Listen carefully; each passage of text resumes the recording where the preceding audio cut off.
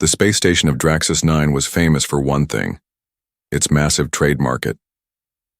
People from all over the galaxy came here to buy, sell, and trade anything: rare metals, alien spices, even living beings.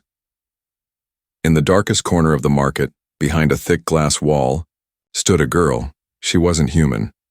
Her skin was soft blue, her hair silver and tangled, falling across her shoulders like broken threads. She wore nothing but a torn cloth and metal cuffs around her wrists and ankles. Chains connected her to the floor. A collar blinked red on her neck. She was not sitting. She was standing, forced to stand, inside a glowing glass display case. Above her, a sign in 3 languages said, "Rare alien slave, obedient, trained, silent." Crowds passed by. Some laughed, some stared too long, others just shook their heads and walked away. To them, she was nothing, just a thing. An animal to buy and forget. Captain Jace Thorne, a human trader, moved through the crowd with no interest in slaves. He came here for fuel cells and ship parts, not trouble. He wore a long brown coat, boots thick with dust, and a half-broken scanner strapped to his wrist. As he passed the glass display, his eyes moved quickly. But then, they stopped. He turned. His head. Inside the cage, the girl had looked at him not like the others had. She didn't beg, she didn't cry. But her eyes, deep, bright, and full of something raw, spoke. "See me? Please." Jace stepped closer. A green-skinned auctioneer noticed him. "Ah, human captain. You have fine taste, yes? This one, very rare species, young, quiet, strong, barely eats, won't cause problems." Jace didn't answer. He looked through the glass again. The girl's hands were trembling slightly. Her arms were covered in fading bruises, but her back was straight. She hadn't given up yet. He didn't know her name, but he saw her pain, and that was enough. "How much?" Jace asked. The auctioneer grinned. "For you, 15,000 credits." Jace's voice stayed calm. 5,000. Too low. This one is premium." Jace stared him down. "She's bruised. You haven't fed her. She's nearly falling. That collar's illegal under Galactic Code 7B. The alien's smile dropped. "Fine. 8,000. 6. 7.5. Done." Jace transferred the credits from his wrist scanner. A beep confirmed the sale. The glass case unlocked with a hiss. The girl flinched. The auctioneer waved his hand. "She's yours. No returns." Jace stepped inside slowly. He raised both hands to show he meant no harm. "I'm not here to hurt you," he said gently. She didn't move. He reached for the chains. The girl didn't resist, but her body shook. One by one, he unlocked them. Wrists, ankles, collar. The final lock clicked open, and the collar fell to the floor with a soft thud. The girl looked at it, then at him. Her eyes were wide, disbelieving. Jace offered her a cloth to cover herself. She took it slowly, wrapping it around her shoulders like it was made of gold. Then, for the first time, she stepped out of the cage. No chains, no glass, just bare feet. And quiet freedom. As they walked through the market, people whispered, "Is that the slave girl? Why did a human buy her? He won't keep her long." Jace ignored them. So did the girl. She walked behind him, unsure, but she followed. Because something told her. This time was different. Back on his ship, Jace showed her to a small room. There was a bed, clean clothes, water, a soft blanket. "You can rest here," he said. "You're not a slave now." The girl didn't respond. Her hands touched the wall, then the bed, like she couldn't believe they were real. She sat down slowly. He turned to leave. But before he walked out, he said, "You don't have to speak. Not yet. But when you're ready, I'll listen." The door closed gently behind him. Inside the room, the girl sat motionless. Then her fingers tightened around the blanket. And for the first time in years, she allowed herself to close her eyes and sleep. The hum of the ship was soft and steady.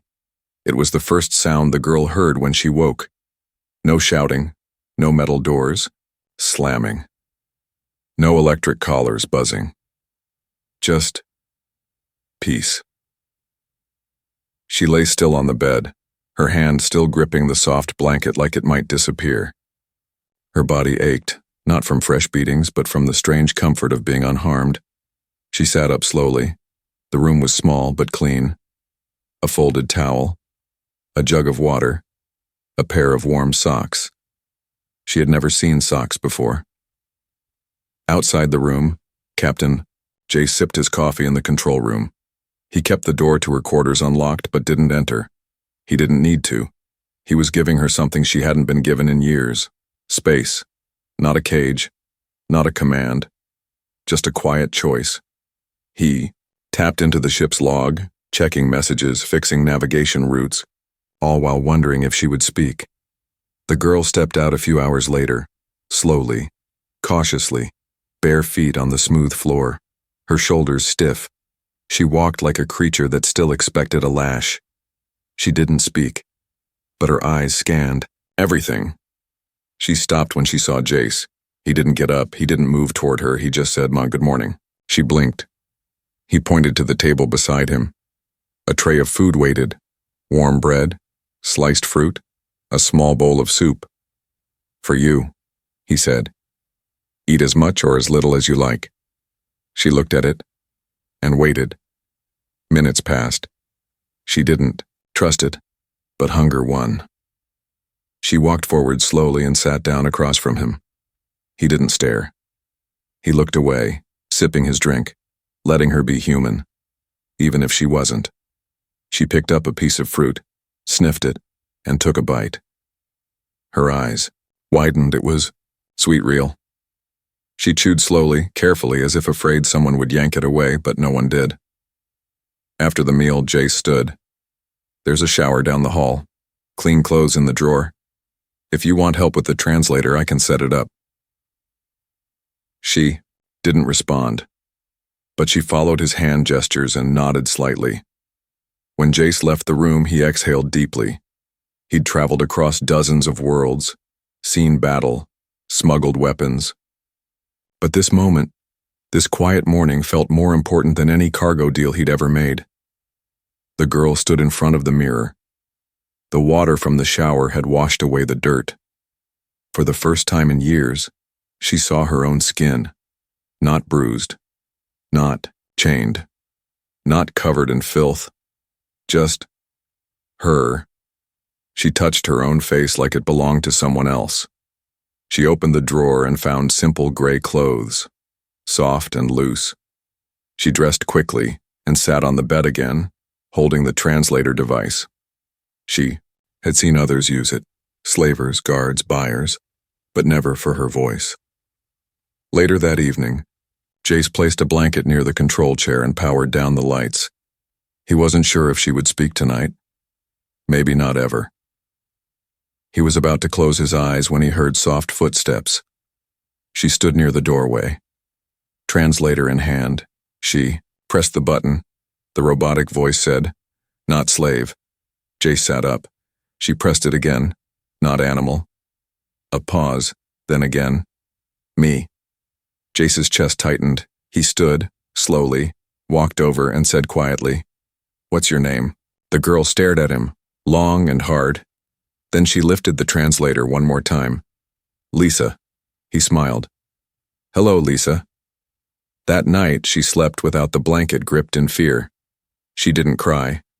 She just breathed, like someone who wasn't surviving anymore, but finally starting to live. The stars outside the ship looked quiet, peaceful, almost like they didn't care who lived or who suffered. Lisa watched them through the window in the hallway. She didn't blink. Her reflection in the glass looked unfamiliar. Clean skin, calm breath, loose gray clothes that didn't hurt her body. But inside, the chains were still there. Captain Jace walked up behind her but didn't step too close. He knew she didn't like surprises, didn't like being cornered. Instead, he leaned against the wall. "We'll stop soon at a neutral station," he said. "You can walk around there. Freely." Lissa didn't reply. He gave her space, but his voice remained soft. "I've been thinking. If you want to talk, really talk, I found something that might help." He held out a thin silver chip, a neural voice link. You place it on your neck. It connects directly to your mind. You can speak without pain. No translation. "Delay!" Lissa took it with shaking hands. She stared at it for a long time. Then she nodded. An hour later, in the med bay, she sat on the bed while Jace activated the voice link. A soft hum, a blink of green light. Then, silence. She opened her mouth slowly. Nothing came at first, then quiet and broken, but in her own voice, not a machine's. "I haven't spoken in years." Jace blinked. "It's okay." She looked away. "It feels strange, like my throat forgot me." Her voice was rough, scratchy, but it was hers. He smiled. "It's a good voice." For a long time, she didn't say more. But later that night, as Jace prepared a small meal in the galley, Lissa appeared in the doorway. She stood silently, then asked, "Why did you buy me?" He paused, then answered honestly, "Because you looked at me, not like a thing, like a person, screaming without words." Lissa looked down. "I wasn't screaming." "Yes, you were. I just listened." Her eyes watered, but she wiped them before a tear could fall. "No one listened before," she whispered. "I'm not like them," Jace said.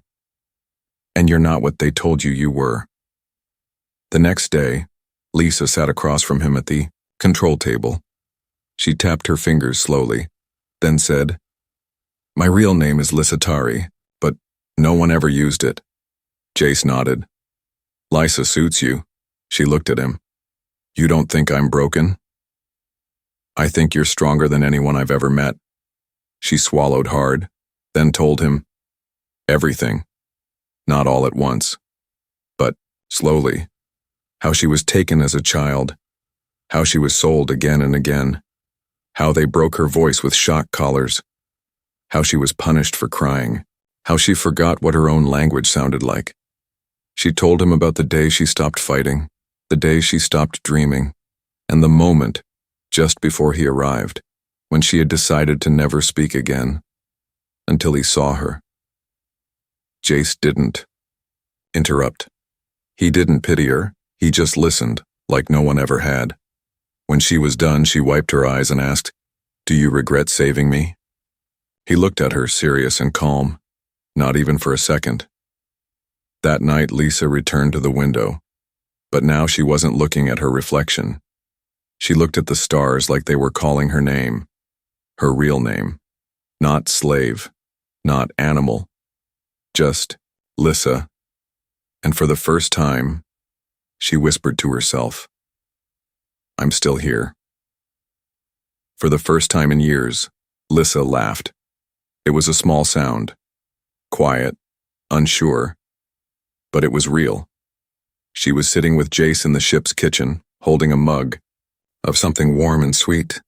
He had made a terrible joke about space pirates wearing pink boots, and somehow it made her laugh. Her voice still cracked when she used it, but it didn't matter. She felt safe, almost human. Later that day, they landed at Tarnak Station, a quiet place floating between trade routes. They needed fuel and a new coolant filter. Jace told Lissa, "You don't have to come out if you don't want." But Lissa surprised him. "I do want to. I want to walk. Like I belong somewhere." So she wore a dark cloak, tied her hair back, and walked beside him through the corridors of the station. Some aliens stared, some whispered, but no one recognized her. Not yet. They reached the vendor booth near Dock 6. Jace negotiated over prices while Lissa looked around. That's when she felt it. A cold stare. She turned slowly. 3 alien men stood near the wall, tall, scarred, covered in armor. She recognized them instantly. Slave hunters, from her past. Her knees nearly gave out. The leader, Torvek, grinned when he saw her. Well, look what we have here. The lost mare's grown pretty.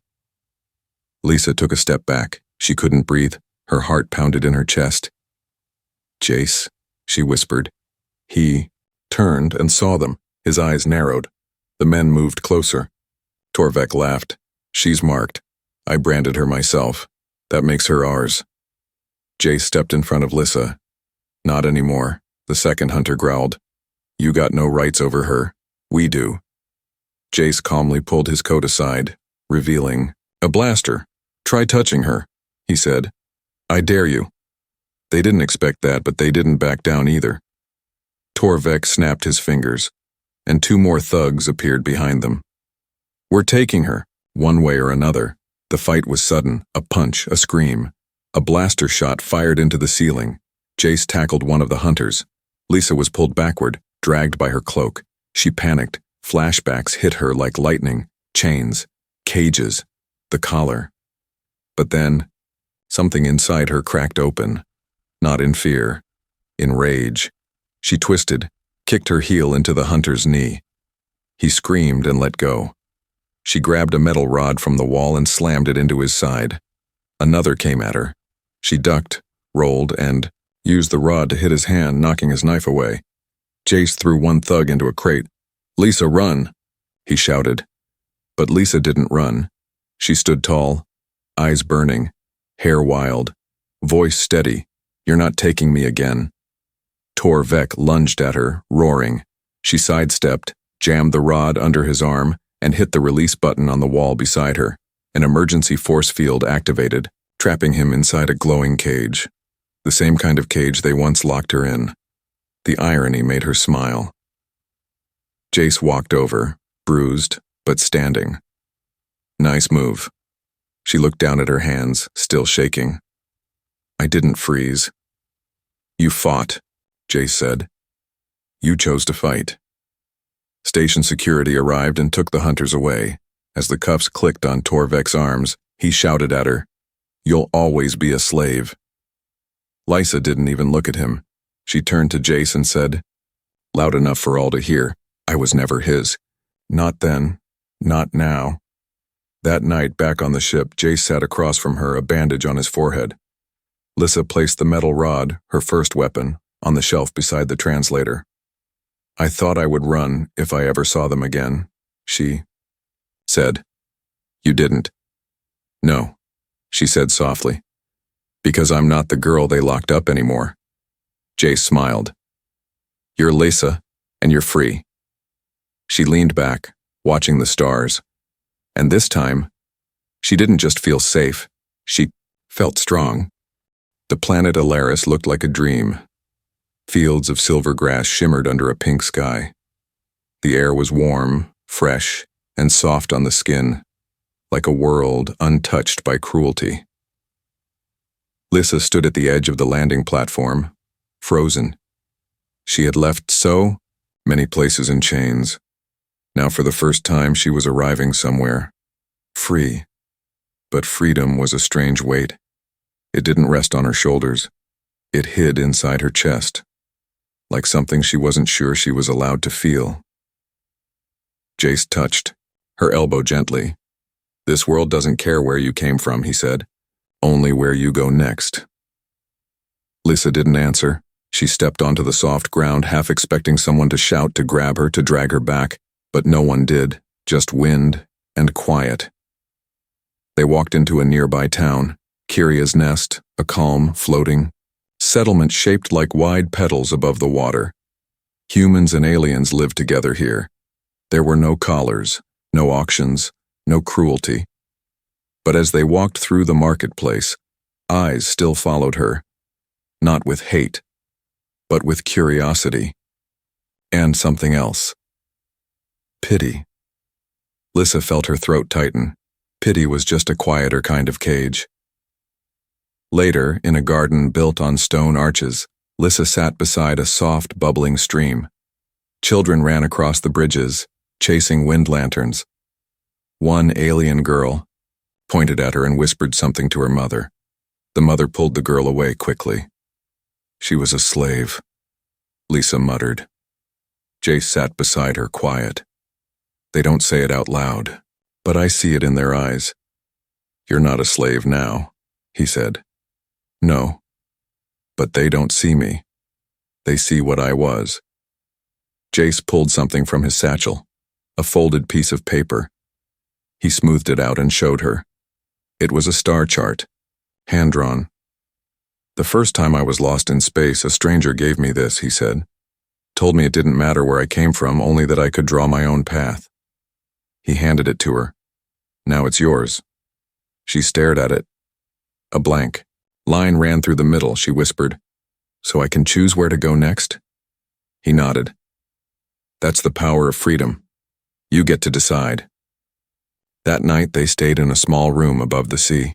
The walls were made of glass. Lissa stood in silence, watching the waves crash below. Then, slowly, she undressed. Not just her clothes, but everything old. The bruises on her body had faded, but the scars remained. She touched one near her ribs, not with shame, but with quiet defiance. She wrapped Jace's blanket around her shoulders, not because she needed it, but because it was warm, and because it was hers now. In the morning, a local artist offered to paint a portrait of the strange human captain and the girl who walked like she was still learning how. Lissa said no, not yet, not until she could look at her own face and see someone real. But she did ask for something else. Paint me a blank sky, she said. The artist blinked. The artist. A sky with nothing? She nodded. Because I want to fill it myself. Before they left Alaris, an elder woman gave Lisa a ribbon of woven thread, red and silver. It's for those who survive storms, the woman said. You wear it, after the winds are gone. Lissa took it carefully and tied it in her hair. She didn't cry. She just smiled, small but real. As they walked back toward the ship, Jace asked, Did you find what you came for? Lissa didn't answer right away. Then she said, Not everything, but maybe the first piece. He nodded, and when she stepped onto the ship this time, her feet didn't feel heavy. She didn't look back, because the cage was gone. The Koran Summit was the largest peace gathering in the galaxy. It was held once every 10 years. On a floating platform above the glowing clouds of Ivanox, where ambassadors, leaders, nobles, and traders gathered from hundreds of species. Jace had no interest in politics. But this year, they had invited him personally. He had stopped a major slave ring, helped trade routes reopen, and yes, he had done it all with her by his side, Lissa. The girl once displayed like a creature, now walking beside him in a flowing white robe with a silver scarf tied in her hair. As they entered the marble hall, all eyes turned, not at Jace, at her. Whispers began. Is that her? The alien girl? The ex-slave? She shouldn't be here. Lissa heard every word, but this time, she didn't lower her eyes. She stood taller, because she belonged, whether they accepted it or not. At the center of the gathering, a high-ranking Earth Council diplomat approached Jace. Captain Thorne, he said smoothly. The Council appreciates your actions. Your presence is valuable.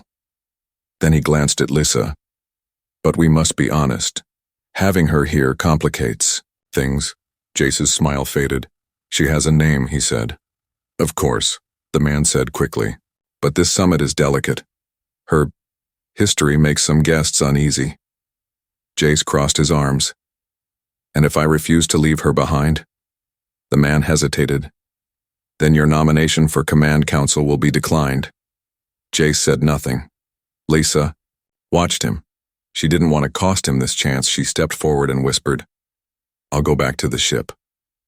Jace turned to her, eyes firm. No. Then he faced the crowd, walked up to the center stage, and activated the mic system. Hundreds turned. Gasps echoed. A human was speaking, unscheduled. I wasn't going to say anything, Jace began, his voice calm. I was just going to shake hands, smile, and leave. but I'm tired of pretending." He pointed to Lissa, who stood quietly at the edge of the room. "You all look at her and see her past. Chains, glass, the title of slave. But I see the truth. I see a girl who survived what most of you wouldn't last a day through. I see someone who fixed my ship when I couldn't, who saved my life when I was ambushed, who walks with grace, even when the ground still remembers her blood. She is not shame. She is strength." A long silence followed. Then he added softly, "She is not my burden. She is my future wife." The hall froze.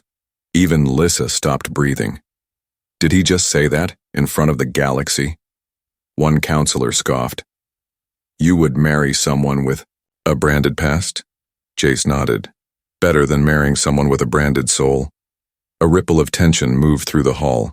Some looked disgusted, but others looked curious, even impressed. Lisa walked slowly toward him. The spotlight touched her face, but she didn't flinch. Her heart raced. This was a choice she never thought she would be given. And now it was here, public, real, terrifying. She took the mic. Her voice shook at first, but then it grew strong. "My name is Lisa Tari," she said. "You know the story of what was done to me. But now I will tell you who I am. I am not a symbol. I am not a shameful past. I am a mechanic, a navigator, a speaker of 5 languages. I can fly a ship through a collapsing wormhole. And, yes, I am the girl who was once behind the glass." She looked at Jace. "But now, I choose to stand beside him." She held out her hand. Jace took it, and together, they stood tall. The crowd didn't erupt in applause, but no one stopped them either. And sometimes, silence is the first crack in a wall. That night, they stood on a balcony above the Ivanox clouds. "Lisa," whispered, "did you mean it?" Jace smiled. "Every word." She leaned into him, whispering back, "Then I choose you too." The stars above Draxus 9 station still blinked the same way. The metal hall still hummed with trade. The glass displays still reflected light in cruel, cold ways. But something had changed, and her name was Lissa. The Wanderer's Hope landed quietly, in Dock Bay 4. No security, no escort, just one ship returning home. But this time, the girl stepping off it was not afraid. She wore a jacket of her own choosing, black leather, her boots tapped with confidence. Her silver scarf, gifted by an elder, fluttered behind her. On her belt hung tools. At her side walked a man, Captain Jace Thorne, but no one looked at him. They looked at her, and many remembered. A merchant dropped a crate when he saw her. "That's her, the display girl." She came back. "No. She can't be." They all watched, but Lisa didn't look back at them.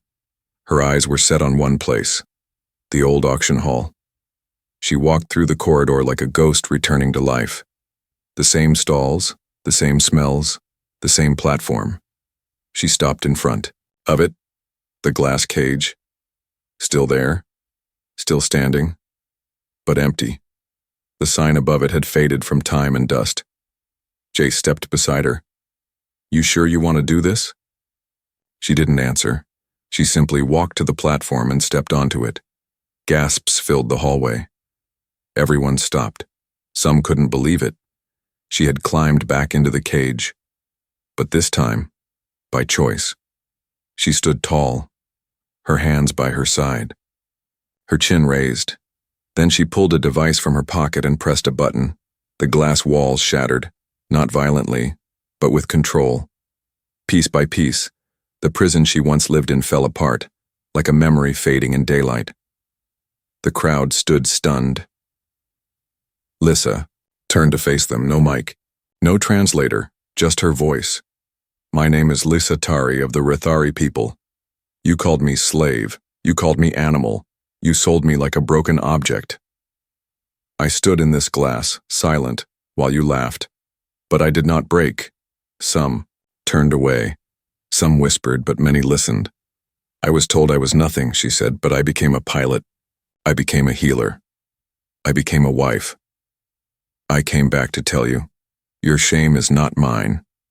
She pointed to the shattered glass. This cage doesn't hold anyone now.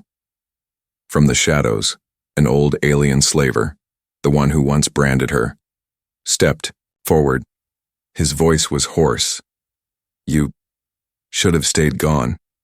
Lissa smiled. You should have kept your receipt, she said calmly. Because I was never yours.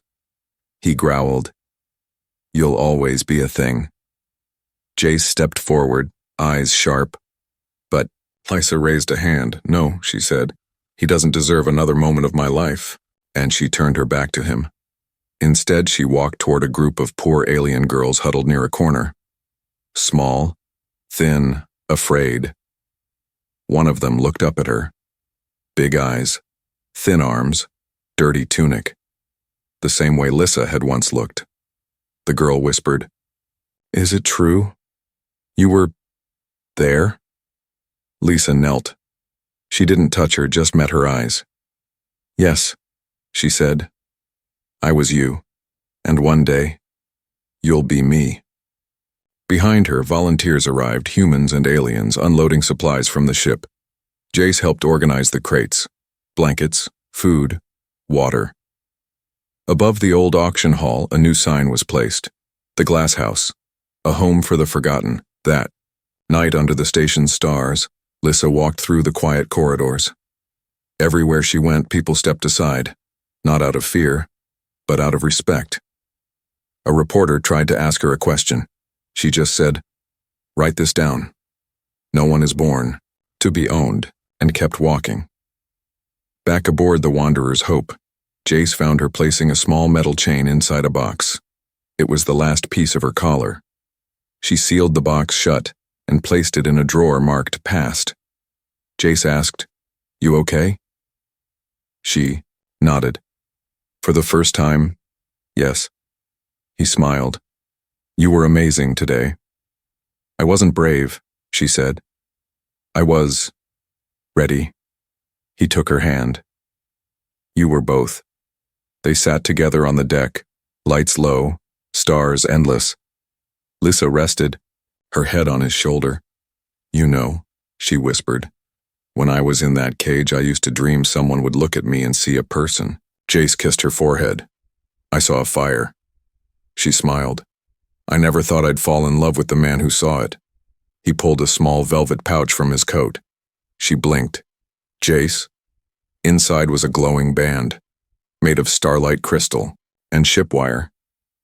He said, Marry me again.